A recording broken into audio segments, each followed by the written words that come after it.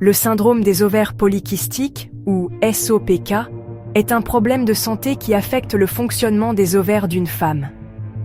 Les ovaires sont importants car ils produisent les ovules pour la grossesse et des hormones comme les œstrogènes. Le SOPK est assez courant. Il touche de nombreuses jeunes femmes, mais on peut le développer à tout âge. Il est important d'en apprendre davantage sur le SOPK afin de mieux comprendre votre corps. Ne vous inquiétez pas, avoir un SOPK ne signifie pas que vous ne pouvez pas avoir d'enfants. De nombreuses femmes atteintes de SOPK ont des grossesses et des bébés en bonne santé, surtout avec un soutien et un traitement approprié. N'oubliez pas que la connaissance, c'est le pouvoir. Comprendre le SOPK est la première étape pour le gérer et vivre une vie heureuse et saine. L'un des signes les plus visibles du SOPK est l'irrégularité des règles. Cela signifie que vos règles peuvent survenir à des moments différents chaque mois ou que vous pouvez les manquer complètement. Certaines femmes atteintes de SOPK ont également des règles très abondantes. Un autre symptôme courant est la croissance excessive de poils sur le visage, la poitrine ou le dos. Cela peut être gênant, mais il existe des moyens de le gérer. Alors, n'hésitez pas à en parler à votre médecin. Le SOPK peut également entraîner de l'acné, c'est-à-dire des boutons et des points noirs sur la peau. En effet, cette affection peut affecter vos hormones, ce qui peut parfois rendre votre peau plus grasse. Certaines femmes atteintes de SOPK ont plus de difficultés à gérer leur poids et peuvent prendre du poids facilement.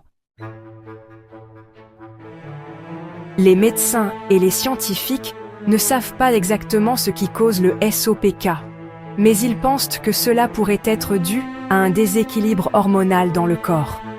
Les hormones sont comme des messagers chimiques qui contrôlent de nombreuses choses, y compris vos règles et la croissance des poils.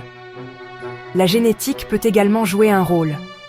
Si votre mère ou votre sœur a un SOPK, vous êtes plus susceptible de le développer aussi. Si vous pensez que vous pourriez avoir un SOPK, il est important de consulter votre médecin.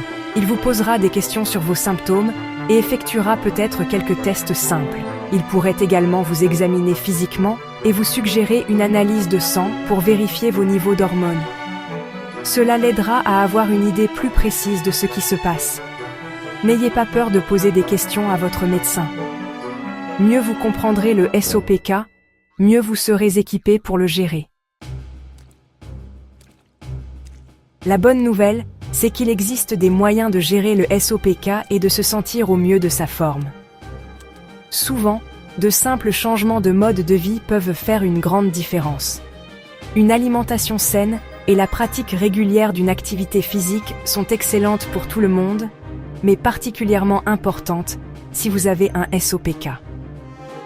Votre médecin pourrait également vous suggérer des médicaments pour réguler vos règles, réduire la croissance des poils ou améliorer l'état de votre peau. N'oubliez pas que chaque personne est différente, donc ce qui fonctionne pour une personne peut ne pas fonctionner pour une autre. Le plus important est de collaborer avec votre médecin pour trouver un plan de traitement qui vous convient. Vivre avec le SOPK peut présenter des défis, mais il n'est certainement pas impossible de vivre une vie heureuse et épanouissante. Avec les bonnes informations, le soutien nécessaire et une attitude positive, vous pouvez vous épanouir.